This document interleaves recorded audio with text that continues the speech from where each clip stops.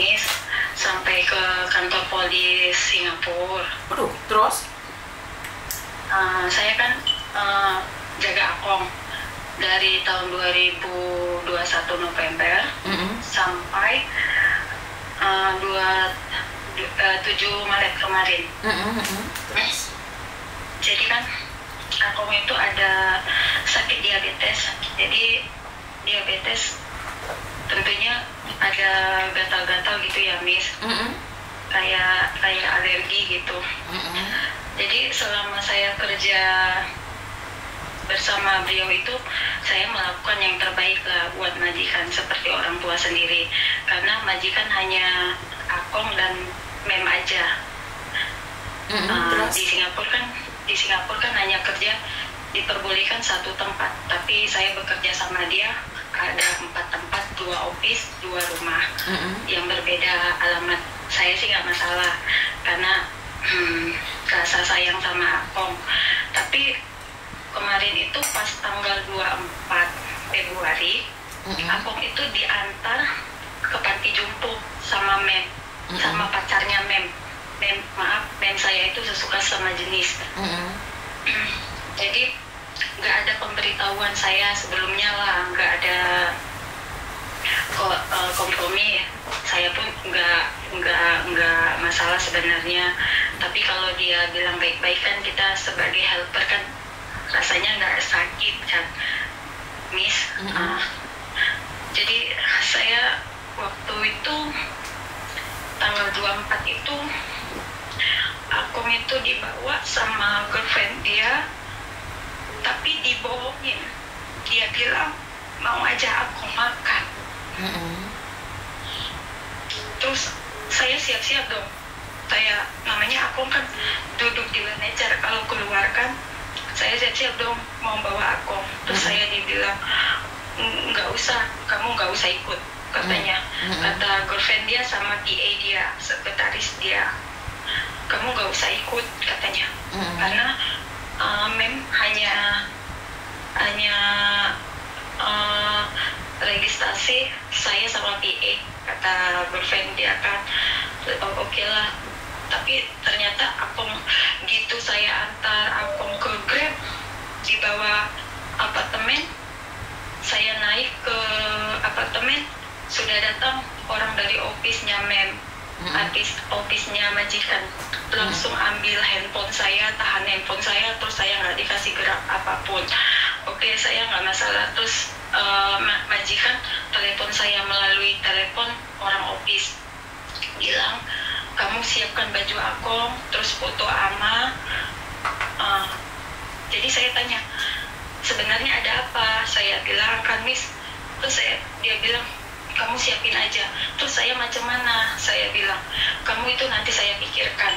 Katanya saat itu posisi majikan lagi di luar negeri, lagi kerja.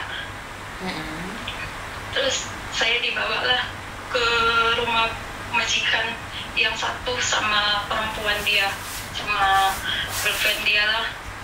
Saya sampai di sana, saya nggak boleh kemana-mana. Terus semua barang-barang saya yang di rumah akong itu ditahan. Saya hanya keluar bawa baju kotor aja sama dia, hanya bawa baju kotor. Kamu boleh cuci, nanti kamu datang ke sini lagi. Dia bohongin saya lah, bilang saya boleh ambil barang saya gitu kan. Oke lah, saya bilang saya bawa baju kotor, saya cuci di rumah. Sampai di sana saya nggak boleh kemana-mana. Biasanya bawa anjing turun, saya nggak boleh bawa anjing turun. Terus nggak boleh sama sekali sama dia. Terus waktu itu kita kan down, Miss, jaga akong kan, kita down kan.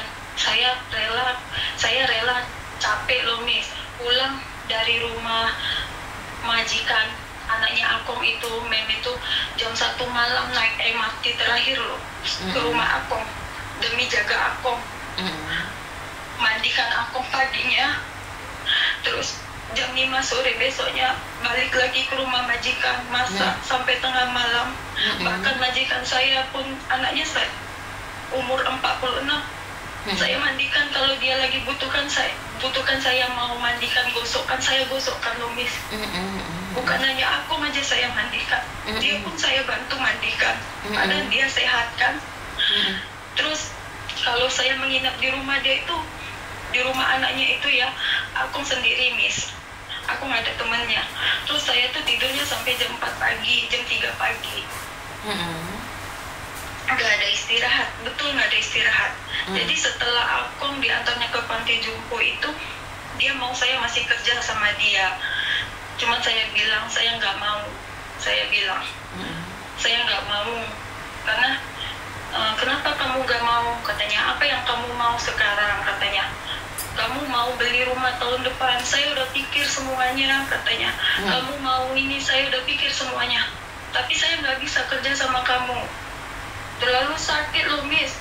Aku waktu tahun baru jatuh tanggal 29 tahun baru Imlek, tanggal 28 aku jatuh, saya posisi di rumah dia. Saya masak dinner untuk teman dia, tapi aku nggak ada, diundang ke rumah dia. Aku jatuh, Miss, sampai berdarah-darah kepalanya, sampai tangannya berdarah-darah. Itu yang buat saya sakit sebenarnya. Kenapa saya nggak mau bertahan sama dia bekerja? Dia nggak ada sayang sama orang tuanya. Tapi pun saya sadar diri, memang saya cuma helper. Saya nggak bisa buat apa-apa kan. Saya bukan saudara dia, bukan saudara aku juga. Tapi itu alasan saya bilang, kenapa saya nggak bisa? Kamu nggak ada sayang kamu sama bapak kamu, saya bilang. Tapi yang gaji kamu itu saya. Kata, iya memang kamu yang gaji saya, tapi saya berhak juga nolak kamu. Mana ada yang tahan helper sampai jam 4 pagi baru tidur? Mana ada helper yang tahan tidur tanpa tempat tidur? Mana ada helper yang tahan nggak ada selimut kalau malam? Mas, kamu bangun tengah malam itu sama aku macam mana? Aku wajar. Dia orang tua, umurnya udah 89 tahun. 79 tahun saya bilang, Miss, 79 tahun. 79 tahun. Wajar saya mandikan dia, wajar saya bangun tengah malam. Saya jaga akung, kerjaan saya memang jaga akung. Tapi kalau di sini saya sampai jam 4 pagi, jam 3 pagi, itu udah nggak wajar, Mem, saya bilang. Ya udah, kamu maunya apa? Saya mau minta transfer, saya bilang di tanggal 1 kemarin bulan Maret kan. Saya nggak mau kamu transfer pakai nama saya, katanya. Transfer majikan kan. Siapa yang mau ngambil kamu nggak bisa bahasa, katanya kan. Jadi saya bilang, kalau kamu nggak mau kasih saya transfer, saya ke kantor polisi, saya bilang. Karena ada satu alasan, saya udah message admin juga, itu alasannya nggak mungkin saya sebutkan di sini ya, Mem. Ya, Miss. Jadi saya tahu semuanya gitu kan. Jadi saya bilang, saya kantor polisi karena alasan itu dia takutkan. Oke lah, katanya, kamu mau transfer sama siapa? Katanya, saya ditransfer lah sama driver dia. Sekarang saya kerja di rumah driver dia lah, Miss. Jadi dia sensuran dan keluar dari rumah dia dengan alasan saya tidak melapor, dengan satu syarat, saya tidak melaporkan dia, tapi saya dilaporkan balik sama dia, Miss. Lah kenapa kok dilaporkan balik?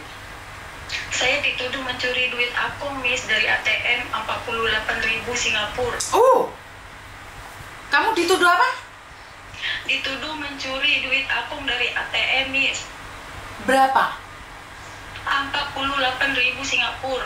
48.000 Singapura itu hampir 100 juta lebih loh. 500 juta, Miss. 500 juta? Yes. Jadi kamu jaga akung segitunya, terus habis itu tiba-tiba kamu dituduh mencuri uang 500 juta. Iya, saya dituduh mencuri duit 48.000 Singapura. Ayo, Miss, ya. terus Saya ceritakan sama Miss ya. Saya, kalau dia tuduh saya seperti itu, saya nggak takut, saya nggak gentar. Ya, Miss, saya bukan. Tadi saya nonton Miss bilang jangan sikit-sikit apa pejabat, enggak, saya sedikit membanggakan Miss memang. Kenapa? Agent saya. Oh, sama agent kamu? Saya bilang sama agent saya dituduh 48.000 Singapura loh, duit akong saya ambil. 48.000 itu gini, Miss. Akong kan saya masuk, tabungan dia 78.000 ya. Saya hanya melihat saldo dia ya, Miss. Tapi sumpah demi Allah, Miss, ini malam Jumat, arwah orang tua saya. Jangan sumpah, Dok. Jangan sumpah. Jangan. Oke, saya percaya sama kamu. Jangan. Saya nggak pernah tahu password ATM akun, Miss. Karena orang lain megang ATM, megang IC dia, tapi saya nggak pernah, Miss. Aku itu masih oke. Semua itu masih oke. Daya ingat dia tuh masih oke semuanya, Miss. Jadi selama saya sama dia 78.000 itu, balance dia tinggal 35.000 lagi kalau nggak salah. Terakhir saya keluar, dia angkat duit untuk Imlek, mau ngasih anaknya duit ampau sama mem, sama bagi-bagi tetangga, sama bagi-bagi saya pun Imlek terakhir itu masih ada duitnya $200, saya belum buka. Dari dia nggak sanggup saya, guys. Jadi selama 4 tahun itu aku kan asli Malaysia, dia ada rumah di Malaysia, Miss. Jadi selama istri dia meninggal itu, aku yang nanggung semua, bayar air, bayar api dari duit dia. Semua. Terus masih orang jaga rumah dari duit dia juga.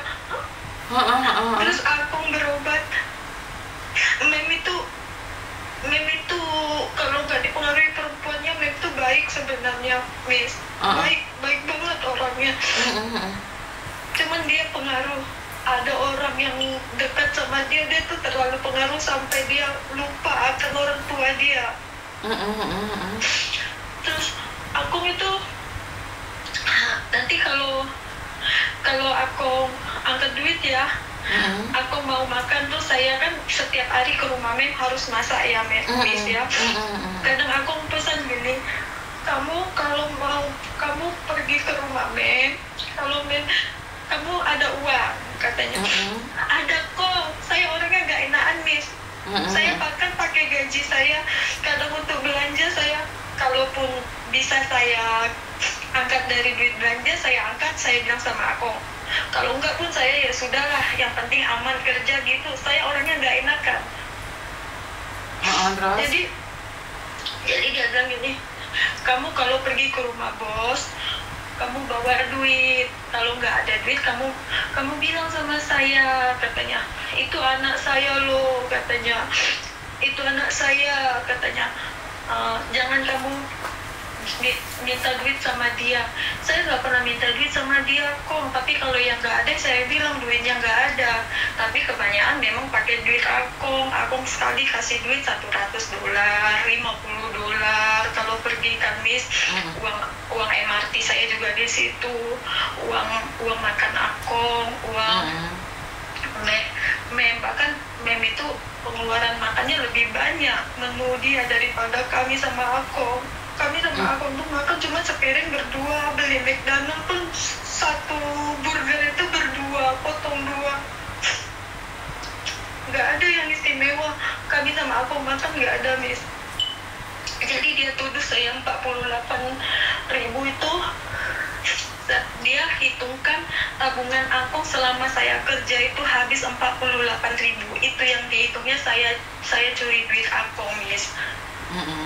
Terus sekarang kamu masih dalam proses polisi di Singapura atau bagaimana, Mas ya? Kemarin saya tanggal 19 atau 17 ya, kemarin 17 Maret atau 19 Maret itu saya sudah dipanggil sama polis. Udah diselidikin sama polis lah. 2 jam setengah saya diselidikin polis. Dia ada berapa pertanyaan, tuduhan yang dituduhkannya. Pertama, curi duit aku. Kedua, saya tidak jaga akong dengan baik, katanya. Karena kamu kerja di situ berapa lama sih? 8 dari tahun 2021 November Miss sampai 4 tahun dong, 4 tahun ya, selama 4 tahun 3 tahun lebih ya. 4 tahun kurang lebih kamu dituduh mencuri uang sebesar 500 juta rupiah. Iya. Dan pertama dituduhkan adalah mencuri uang, yang kedua kamu tidak menjaga akun dengan baik. Percaya nggak? Percaya nggak satu hal, banyak majikan kalau dia sudah capek hati, dia akan menuduh pembantunya. Kenapa Miss Yuni selalu bilang berhati-hati dengan majikan yang baik? Karena majikan baik bisa membanting kita tiba-tiba. Benar nggak sih? Benar nggak sih yang Miss Yuni sampaikan saat ini? Benar. Iya, orang baik tiba-tiba berubah menjadi seperti itu. Itu ngeri loh sayang. Ngeri banget kan? Nggak boleh. Kenapa Miss Yuni selalu bilang kalau majikan baik jangan sombong ya? Karena tiba-tiba hatinya berubah, kita tiba-tiba masuk penjara, Mbak. Ada orang sudah bekerja 20 tahun aja bisa masuk penjara gara-gara sesuatu hal yang nggak mungkin di logika, tapi ya dia lakukan. Karena itulah Miss Yuni selalu mengingatkan kalian semua bahwa kerja di luar negeri kita itu setiap hari itu ada bahayanya. Ada bahayanya yang dimana kita nggak tahu nih kapanpun majikan berubah, karena kita ikut orang. Kapanpun majikan bisa berubah. Nah, setelah kamu dipanggil polisi, terus bagaimana? Sampai sekarang itu polisnya belum ada panggil. Kan kemarin polisnya tanya, kamu ada angkat duit aku enggak, kayak kamu gunakan ATM aku. Saya selama kerja saya tidak pernah pegang ATM dia, terkecuali mengeluarkan dari dompet dia ketika dia ambil. Saya bilang dan sebentar Dok, sebentar, kan Miss Yuni nggak tahu nih tentang peraturan yang ada di Singapura. Apakah kamu tetap bekerja atau kamu di shelter? Nah, maksudnya Miss? Kamu sekarang posisinya di shelter, di kantor polisi, di boarding house-nya agent? Saya masih tetap, saya di majikan yang baru, Miss. Oh, sudah punya majikan baru? Saya sudah di majikan baru. Oke. Mending Dok, karena kamu kalau di Hong Kong masih kasus itu nggak bisa kerja sayang. Kamu masih untung loh, jadi masih banyak disyukurin ya sayang ya. Iya, alhamdulillah, karena saya udah tahu watak dia Miss, karena 2 meat yang udah dibuangnya dia bakal blacklist. Oke. Saya udah tahu watak dia, karena saya bilang sama dia, saya masuk ke tempat kamu, saya nggak punya apa-apa. Saya orang miskin, saya cuma punya kepercayaan. Itu yang saya pegang. Satu, tidak menyakiti pasien saya. Kedua, saya tidak mengangkat yang bukan barang saya. Oke, pintar. Berarti clear kan? Dan kamu curhat sama Miss Yuni, memberikan informasi pada teman-teman agar berhati-hati. Itu maksudmu? Iya, benar. Oke, siap. Terima kasih ya informasinya. Ngeri sedap juga ya ikut orang di luar negeri. Nggak tahu kapanpun kita tiba-tiba dibuang, dilempar, bahkan dituduh. Iya, benar, Miss. Benar nggak sih? Bahkan dituduh, benar. Dia maunya saya itu keluar dari Singapura itu saya dibepis. Dan terakhir tuduhan dia Miss, tahu apa enggak? Saya dibilang udah nggak waras Miss. Oh, ada ya majikan seperti itu? Ada. Saya langsung polis tanya 4 kali, tunjuk ke otak saya Miss. Mbak, kamu masih oke nggak? Sampai 4 kali Miss. Berarti parah ya, tuduhannya bukan hanya sekedar mencuri, tetapi masih ada yang lain-lainnya juga. Wow. Berarti teman-teman, ini salah satu temanmu yang memberikan informasi bahwa bekerja di rumah majikan lama pun tidak ada jaminan bahwa majikanmu selamanya akan menyayangimu dan mencintaimu. Bahkan yang paling ngeri adalah tiba-tiba dituduh mencuri. Aduh, paling ngeri itu. Bener gak? Bener Miss. Oke. Itu bener sakit kali, sakit banget Miss. Kalau dibilang, terus dia polisnya bilang, kamu katanya masih oke nggak? Saya oke, alhamdulillah. Waktu itu bulan puasa ya Miss, saya di interview sama polis. Saya puasa 3 orang polis yang periksa saya Miss. Kan yang masal duit tabungan Akong itu pun orang itu cek CCTV di mana aja Akong ambil, itu yang bakal diselidikin sama mereka. Jadi saya bilang, saya tunggu sampai di sini masalah ini selesai. Kalau masalah ini selesai, saya pun mungkin mau cari negara lain. Saya bilang, nggak akan saya bertahan di sini, tapi Akong tetap saya cari. tetap saya cari. Sebelum saya keluar dari Singapura tetap saya cari. Saya bilang nah dia orang baik. Terus saya bilang siap. Terus yang mau saya tanya Miss ya, kan saya ada masalah gini ya, ada di Singapura ada masalah gini, terus saya seandainya pindah ke negara lain itu apa bisa Miss? Bisa, nggak ada masalah kan kamu? Nggak ada masalah. Iya, karena kan kamu di Singapura nih. Ya semoga kamu baik-baik aja sampai pulang Indonesia. Nanti kalau mau ke Hong Kong cari Miss Yuni, itu aja sih, selesai. Yang penting kamu tidak bermasalah hukum ya Naya. Enggak Miss, saya tunggu Miss. Bahkan saya gini ya, saya kan udah bolak-balik tanya sama admin Miss ya, boleh nggak saya ke Hong Kong? Karena terlalu berat. Tapi saya pun bukan mau lari dari kenyataan, enggak. Bukan mau lari dari masalah, enggak. Siap. Saya tunggu setahun ini sampai selesai masalah ini. Saya pun nggak mau meninggalkan rekod jelek di Singapura. Siap. Miss Yuni tunggu ya sayangnya. Iya, terima kasih ya Miss sudah mau dengar saya. Saya rasanya udah lega. Saya bangga loh Miss, bilang sama agensi saya bilang saya kenal mem kamu macam mana, katanya majikan saya kan. Mem, saya sudah nggak kuat mem dengan tuduhan dia kemana-mana. Saya bilang dia yang dituduhnya hanya helper, tapi dia lupa diri siapa diri dia. Seluruh dunia kenal dia. Kalau saya mau bicara dengan aktivis helper, Mem boleh lihat ya YouTube Yuni Hong Kong. Saya bilang saya banggakan Miss, maaf ya Miss. Saya banggakan Miss memang. Helper mana yang nggak ditolong ya? Dia lupa diri siapa dia. Saya bilang yang dilawannya hanya helper kecil yang besarkan anak yatim. Itu yang dilawannya saya bilang. Saya udah nggak kuat, di mana-mana dia tuduhkan saya, sampai saya di lingkungan tempat tempat saya tinggal ya Miss, kan tetangga situ masih sayang sama saya. Telepon, kamu datang ke sini, ada baju untuk kamu. Saya kan nggak ada baju Miss waktu keluar. Ya udah gini aja wes. Kamu sekarang udah tenang, udah curhat nih sama Miss Yuni. Udah alhamdulillah Miss. Udah lega. Sudah lega. Oke, kalau sudah lega nih, kalau kamu udah pulang Indonesia nanti cari Miss Yuni lagi ya sayangnya. Iya, terima kasih. I love you. Siap, terima kasih. Waalaikumsalam. Teman-teman, kalau ada temannya curhat, tolong kondisikan komenmu. Karena kamu tidak ada di posisinya. Jadi kalian itu kalau ada orang curhat panjang kali lebar, kita nggak akan dapat poinnya kalau kita tidak mendengarkan. Banyak sekali orang menyepelekan orang lain. Kenapa sih konten saya bisa meledak? Kenapa sih saya bisa terkenal? Itu karena dari hal-hal yang kecil saya tetap bersabar.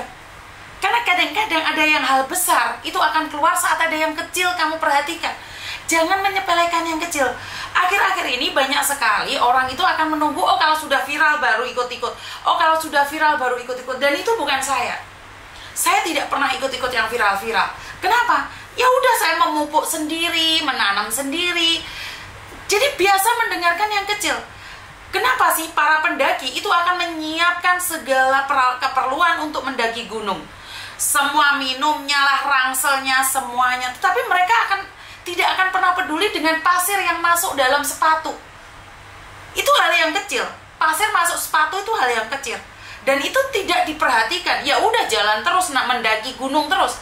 Padahal dengan pasir yang ada di kakimu itu, yang masuk di sepatumu, itu akan memberikan beban yang sangat berat. Bahkan luka dalam tubuhmu itu berawal dari sebuah pasir yang kecil.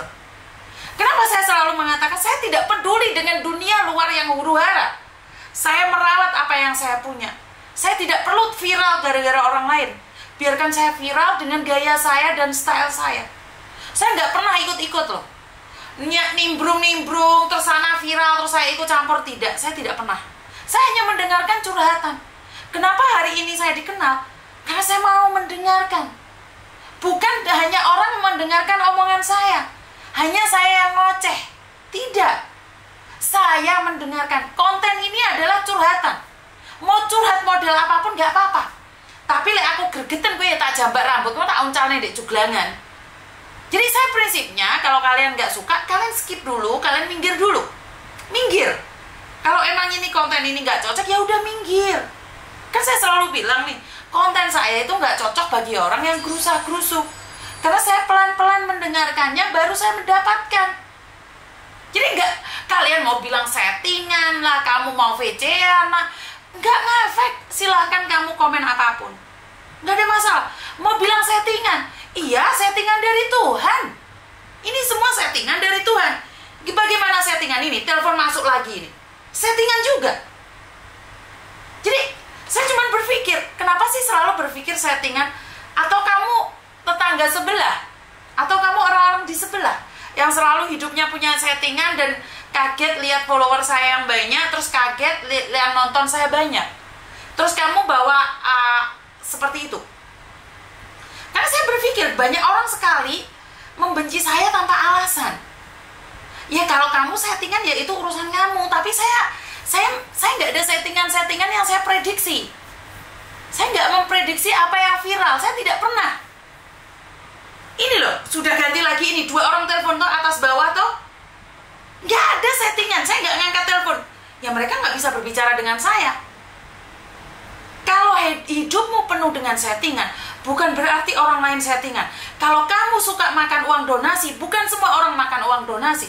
Kalau kamu suka menipu orang, bukan semua orang menipu orang. Kalau kamu suka pinjam uang orang, bukan berarti semua orang akan pinjam uang orang. Jadi jangan samakan orang lain dengan kelakuanmu. Yang settingan kamu nuduhnya orang lain. Karena saya tahu sendiri ada orang yang settingan, nanti telepon ya kalau saya pas live ya. Itu saya tahu sendiri. Bahkan ada orang YouTuber itu buat gimmick.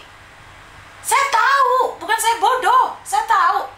Tapi kan gak ada hubungan sama saya. Kalian mau buat gimmick untuk mencari follower, itu urusan Anda. Tapi saya pribadi tidak ngurusin itu. Karena sudah ada telepon masuk lagi. Settingan Tuhan. Halo? Halo? Mbak, kalau sampean nggak matiin live-ku, sampean